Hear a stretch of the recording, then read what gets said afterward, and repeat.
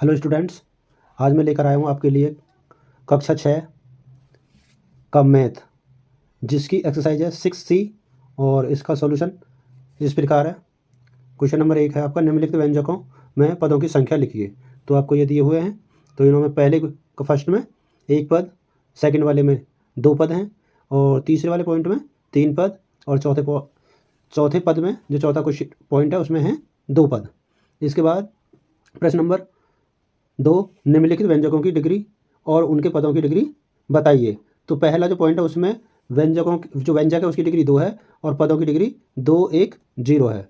Second point में व्यंजक की डिग्री 3 और पदों की डिग्री 3, 3 होगी।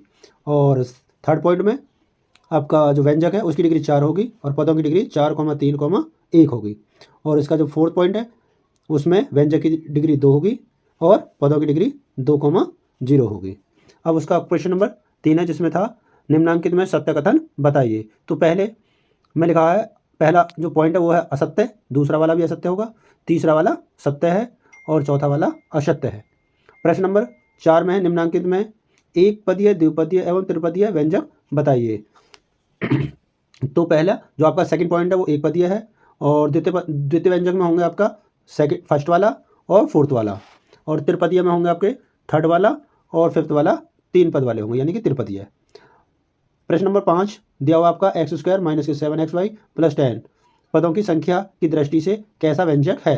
तो x² y - 7xy + 10 एक त्रिपदीय व्यंजक है। उसके बाद प्रश्न नंबर 6 है, नसरीन के पास आम है 3x और उसने अपनी बहन अमीना को दिए हैं 2y। तो पहला पॉइंट में पूछा गया है नसरीन के पास शेष कितने आम बचे। तो होंगे नसरीन के पास शेष आम होंगे 3x - 2y। सेकंड पॉइंट में पूछा है शेष आमों की संख्या में पदों की संख्या होगी, तो 2 पद होंगे। और तीसरे पॉइंट में पूछा है पदों की संख्या की दृष्टि से इसे कौन सा व्यंजक कहेंगे। तो क्या कहेंगे, द्विपदीय व्यंजक कहेंगे। इस प्रकार ये आपकी जो 6C एक्सरसाइज वो कंप्लीट हो गया। उसका सॉल्यूशन मैंने एक क्वेश्चन आपका 6D का भी किया है, तो उसका सॉल्यूशन इस प्रकार है। आगे तो क्या था, पहला क्वेश्चन में जो बीजीय व्यंजक है उन्हें जोड़िए। तो पहले में दिया हुआ है 8a - 7b तथा 2a + के 2b। जब इन्हें ऐड करेंगे तो 8a - 2b + 2a + के 2b। तो आपका जो a है लाइक टर्म यानी कि सजातीय पद 8a और 2a आपस में जुड़ के 10 हो जाएंगे, 10a और माइनस का 2b और प्लस का 2b आपस में कट जाएगा।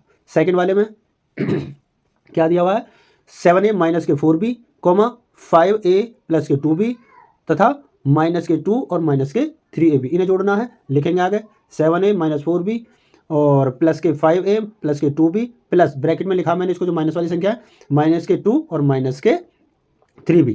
जब इसको खोलेंगे ब्रैकेट को तो पहले आप देखो जरा 7a और 5a दोनों एक जैसे हैं तो जुड़ जाएंगे, हो जाएंगे 12a और आपका 4b में से 2b प्लस के कम हो जाएंगे तो बचेंगे माइनस के 2b इधर। उसके बाद ये आपका ब्रैकेट वाला माइनस के 2 ऐसे ही आ जाएगा और माइनस के 3b भी ऐसे ही आ जाएगा। उसके बाद 12a में से 2a कम कर देंगे तो 10 बचेंगे और माइनस के 2b और माइनस के 3b, तो ये हो जाएंगे माइनस के 5b। उसके बाद तीसरा ऑप्शन दिया हुआ है, तीसरे में क्या है ना, यानी कि 19x² - के 5y² 3 x² + के 5y² तथा माइनस के 2a और माइनस के 3b। इन्हें ऐड करेंगे वैसे सेम 19x² - के 5y² + के 3x² + के 5y² प्लस ब्रैकेट में लिख देंगे 2a - के 3b। सॉल्व करेंगे तो देखो जरा आपका ये हो जाएगा 19x² और 3x² हो जाएंगे आपके 22x² और आपका माइनस के 5y और प्लस के 5y आपस में कट जाएगा। आपका ब्रैकेट के बाहर जो ब्रैकेट में वैल्यू वो आ जाएगी माइनस के 2a और माइनस के 3b। तो ये आपका आंसर होगा। उसके बाद चौथा प्रश्न जो था इसका चौथा पार्ट 2x² - y² और x² + के 3y² और तीसरा है आगे यानी कि x² - y²। इन ऐड करेंगे 2x² - के y² + के x² + के 3y और प्लस के 2x² - के y²। तो x वाले एक साथ जोड़ देंगे, 2x² ये है, एक येगा ये और तीनों जुड़ जाएंगे तो ये जाएंगे 4x² और y² देखेंगे अब प्लस के y² है आपके 3, तो 3y² आ जाए प्लस का और माइनस का एक y² इधर है और एक लास्ट में, तो दोनों जोड़ेंगे माइनस के 2y²। उसके बाद 4x² ऐसे आ जाएगा और इसके बाद 3y² में से 2y² माइनस करेंगे तो बचेगा आपका y²। तो इस प्रकार मैंने ये आपका 6C और एक क्वेश्चन 6D का सॉल्व किया है। और आगे की जो एक्सरसाइज है वो मैं आपको कल सॉल्व करके दे दूँगा। तो इसको कंप्लीट करें आप। Thank you for watching.